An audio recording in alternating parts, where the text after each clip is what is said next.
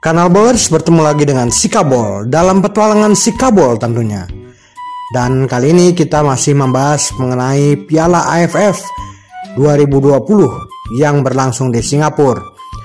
Timnas Indonesia menang 2 kali lawan Kamboja dan juga lawan Laos. Bagaimana peluang kita ketika berhadapan dengan Vietnam?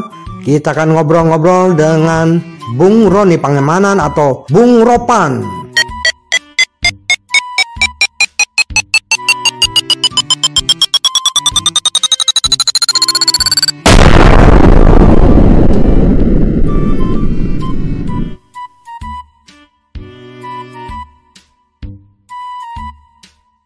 Kanal Bowlers Piala AFF sudah berlangsung. Tim nasional Indonesia sudah bermain 2 kali di piala ini. Yang pertama kita menang melawan Kamboja dengan skor 4-2. Di pertandingan kedua kita menang 5-1 menghadapi Laos. Namun apakah dua pertandingan tersebut sudah menunjukkan bahwa tim nasional kita memiliki kualitas? Karena setelahnya kita akan menghadapi tim kuat, juara bertahan Piala AFF, Vietnam. Nah, bagaimana peluang tim nasional kita menghadapi Vietnam? Kita langsung panggilkan Bung Ropan.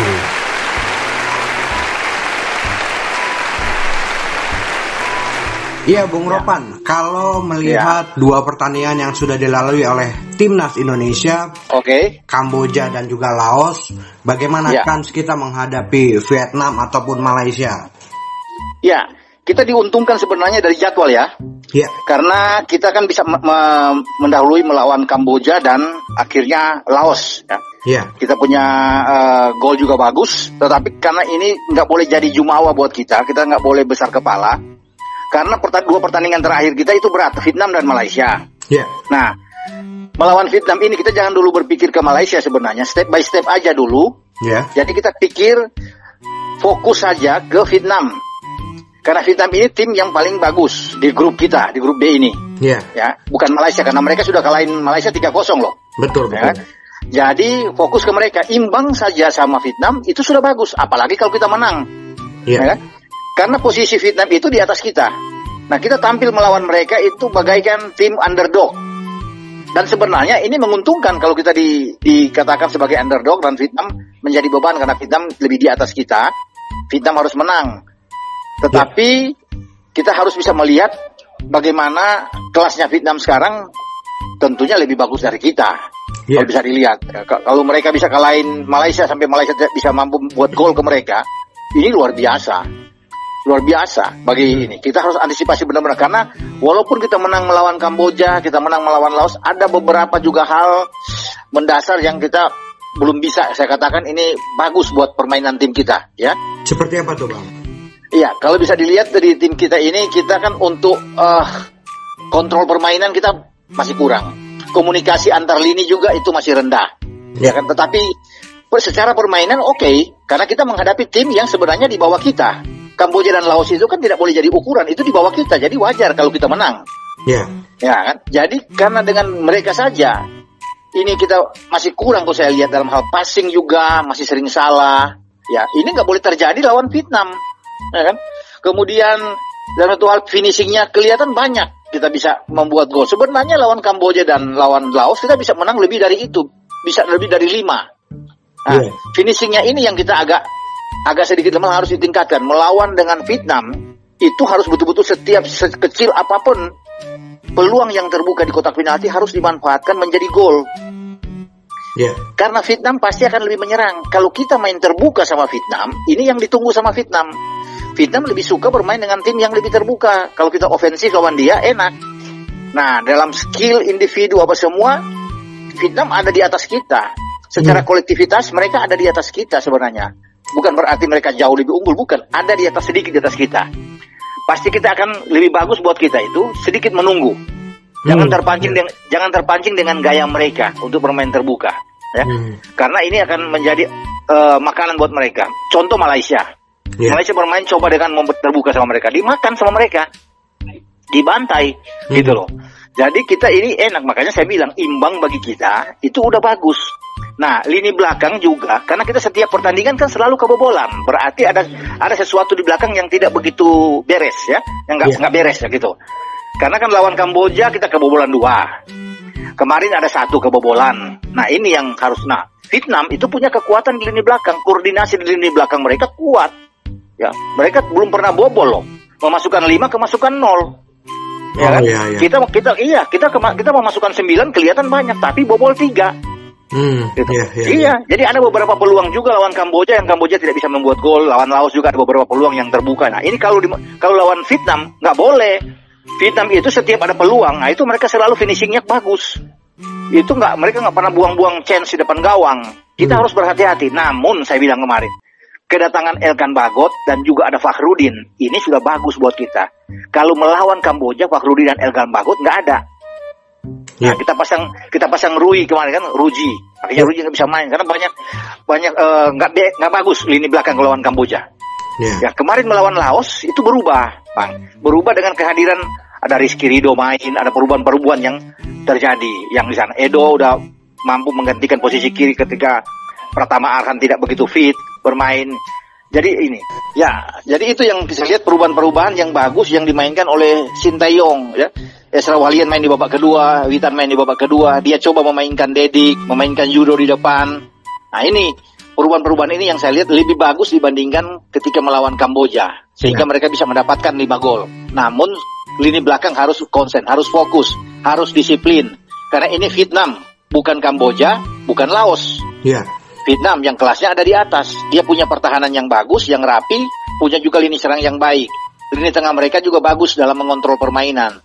Nah, kita ini Evan Dimas sebagai kapten di tengah dan Rahmat Irianto saya pikir harus memainkan peran mereka dengan baik melawan Vietnam. Harus lebih tenang, lebih sabar, mengontrol permainan. Itu yang harus dimiliki oleh pemain-pemain kita. Jangan buru-buru bermain. Ini penting, ya.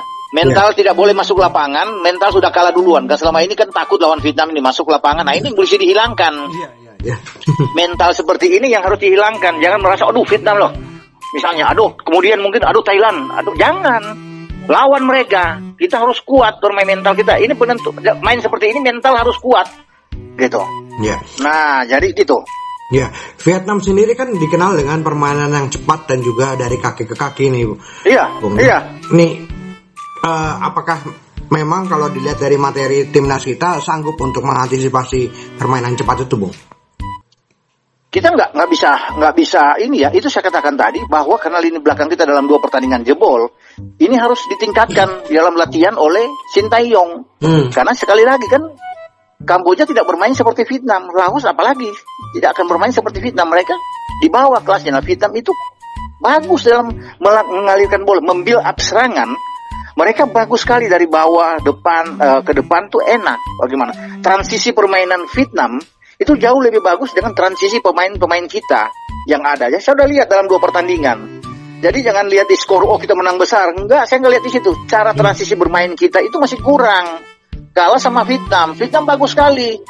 Rapi mereka, transisi mereka tuh rapi. Membuild up serangan tuh dari belakang, perpindahan bola itu jalan dengan baik. Nah, kita masih kurang di sini. Kita memang bagus kalau bermain dengan tim-tim yang ada di bawah kita. Levelnya ada di bawah kita. Tapi kalau dengan tim yang ada di atas, kebanyakan kita sulit. Nah, tantangannya, ujian sebenarnya ada lawan Vietnam. Itu saya katakan disiplin pemain belakang. Tapi dengan ada Elkan Bagot, ini menguntungkan. Elkan Bagot dan Fakhrudin, itu udah bagus. Jangan memainkan yang lain lagi. 2 ini bagus. Asnawi Mangku Alam di kanan ya. Edo juga di kanan yang menggantikan. Kalau Pratama Arhan ada, lebih fit, lebih di belakang. Dengan 4 back sejajar. Ini bagus. Nah, tengah sebenarnya kita punya pemain-pemain pekerja yang ya.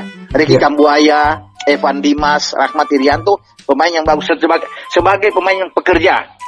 Tetapi harus ada pemain yang mengatur ritme permainan. Jadi itu yang penting. Kalau nggak ada itu susah kita. Kalau kita hanya dengan main gerebak-gedebuk, susah.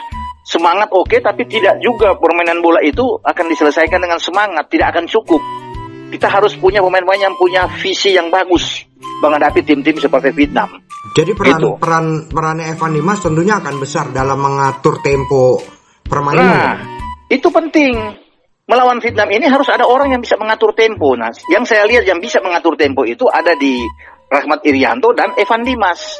Kalau Ricky Kambuaya ini kan lebih ke depan dia sebagai gelandang serang, bisa membantu depan, nggak apa-apa, ya kan? Tapi dua ini Rahmat Irianto dan Evan Dimas yang bisa bergantian untuk mengontrol permainan. Karena melawan Vietnam itu yang harus dimatikan dulu adalah pemain-pemain mereka, gitu. Ang Tuang di sana, mereka punya pemain depan tuh, Quang Lai yang bagus, yang kemarin lawan Malaysia dia membuat 1 gol dan 1 assist. Quang Lai ini yang harus dijaga. Pemain yang berbahaya yang saya catat di antara semua pemain Vietnam, ini pemain paling berbahaya. Nah, ini menjadi tugas bagi Rahmat Irianto atau Evan Dimas untuk mempersempit ruang gerak dia. Jangan banyak dia mengolah bola atau memberikan umpan ke depan. Jadi itu, Mas, kalau sampai dia diberi kesempatan, ini bahaya. Punya skillful yang bagus, teknik permainan bagus. Nah, harus dimatikan pemain ini. Itu, Mas. Oke. Kalau dilihat striker kita nih, Bung, sejauh ini belum maksimal dalam mencetak gol, belum killer istilahnya untuk mematikan. Itu kan apakah memang karena akibat dari kompetisi kita yang lebih banyak memakai pemain asing untuk posisi striker atau seperti apa, Bung? Bisa aja itu terjadi karena memang pemain-pemain asing kita kan banyak yang berposisi di striker. Seakan-akan kita tuh kalah bersaing dengan pemain asing. Ya buktinya dari striker-striker yang ada sekarang kan baru 1 yang bikin gol, Esra Walian, ya kan, yang bikin gol. Nah, selebihnya kita masih punya Yudo sebenarnya, masih punya Dedik yang berada di depan. Nah, ini harus dimaksimalkan dengan baik untuk tampil di Piala AFF. Tapi kita tidak boleh juga berharap terlalu banyak karena kekuatan kita sebenarnya itu ada di lini tengah. Dengan lini tengah yang kuat yang membuat kita itu bagus, ya. Evan, Rahmat, kan gol-gol tuh dari Evan 2, Rahmat Irianto 2, semua di tengah. Bahkan Rahmat Irianto itu gelandang bertahan. Dia bisa membuat gol lebih bagus dari striker kita. Nah, ini bahaya buat kita ini kalau melawan Vietnam yang bermain dengan cepat, aliran bola apa semua, apalagi mereka tahu. Pasti mereka tahu. Hang Seo sebagai pelatih Vietnam itu lihat bahwa kekuatan kita itu ada di Evan Dimas sama Rahmat Irianto. Jadi dia akan kunci itu 2 itu di samping ada 1 orang yang dia akan suruh untuk bisa mengawasi pergerakan dari Ricky Kambuaya. Karena kita punya 3 gelandang yang bisa bersaing dengan 3 gelandang Vietnam. Mereka nggak hitung pemain depan kita, nggak dihitung sama dia. Iya, karena dia tahu persis. Pasti video-video kita, pemain kita, cara kita bermain lawan Kamboja, lawan Laos kemarin itu diputar ulang. Mereka lihat. Dan memang kelihatan yang paling menonjol adalah Ricky Kambuaya, Evan Dimas, dan Rahmat Irianto.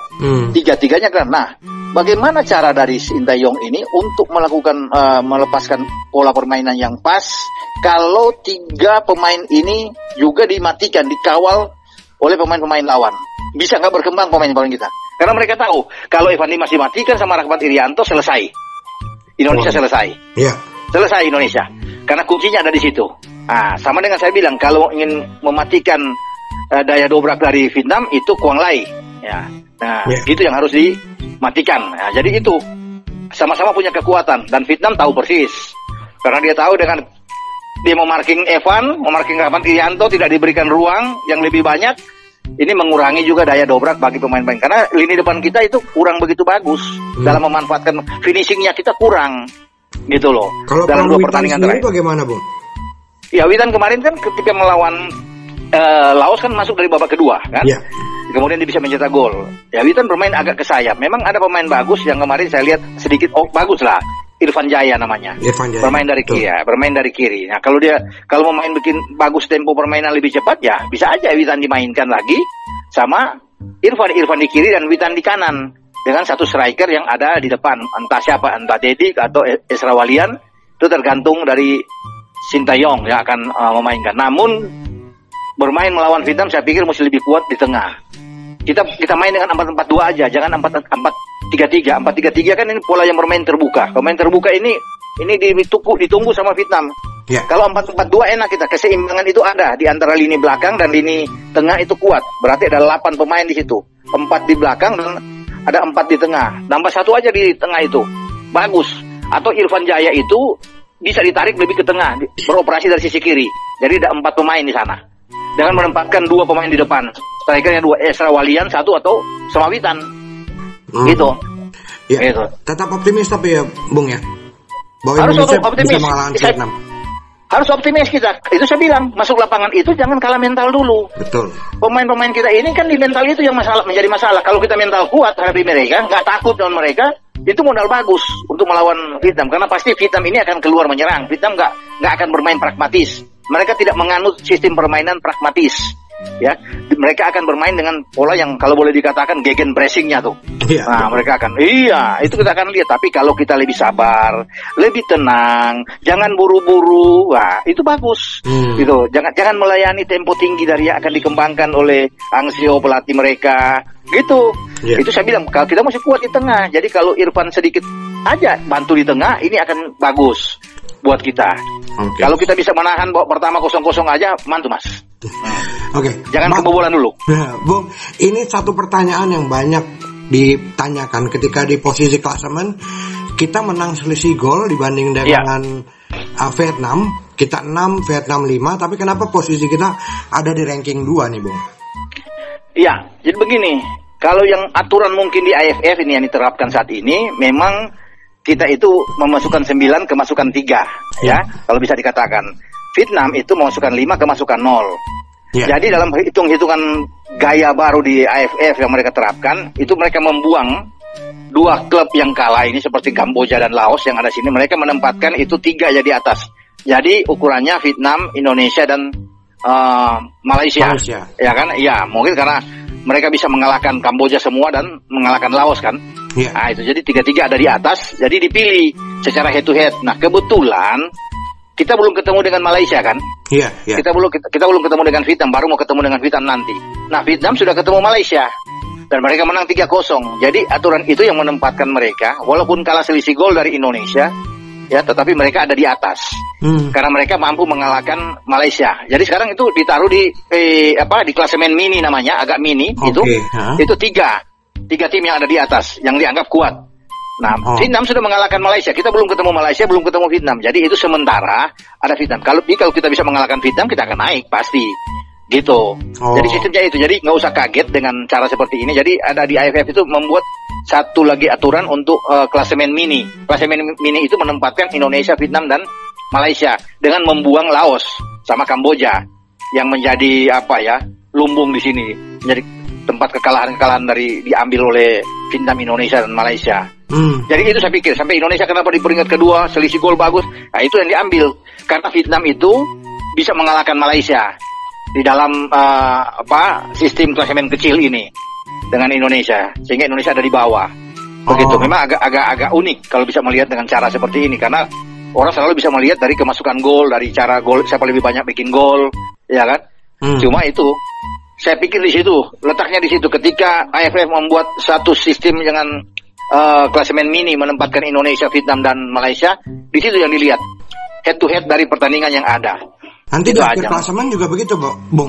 Jadi kalau misalnya kalau misalnya walaupun Indonesia misalnya menang selisih gol, tapi dengan nilai yang sama itu akan runner up gitu posisinya kalau misalnya saya pikir nggak akan begitu juga karena kalau sudah di akhir klasemen itu kan berarti sudah ketemu semua dong. Iya. Kan? Indonesia. Jadi sekarang kalau Indonesia kalahin Vietnam, Indonesia pasti akan di atas. Udah nggak mungkin akan berubah. Indonesia pasti akan di atas secara head to head. Nah, gitu.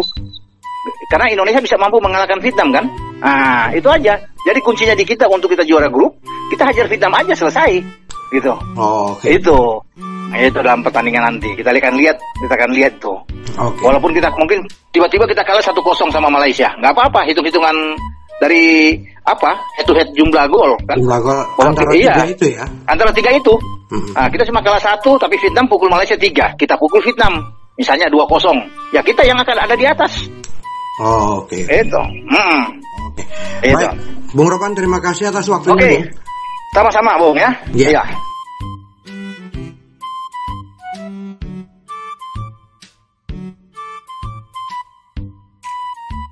Gimana? Seru nggak? Seru nggak? Ya pasti seru lah, Bung Ropan gitu loh. Oke, apakah kamu optimis ketika tim nasional kita akan berhadapan dengan Vietnam hari Rabu mendatang? Komen di bawah ya. Jangan lupa juga subscribe, like, share, dan juga tekan tombol notifikasinya. Kita sampai di penghujung episode kali ini. Kita ketemu lagi di episode petualangan kabel lainnya. Bye!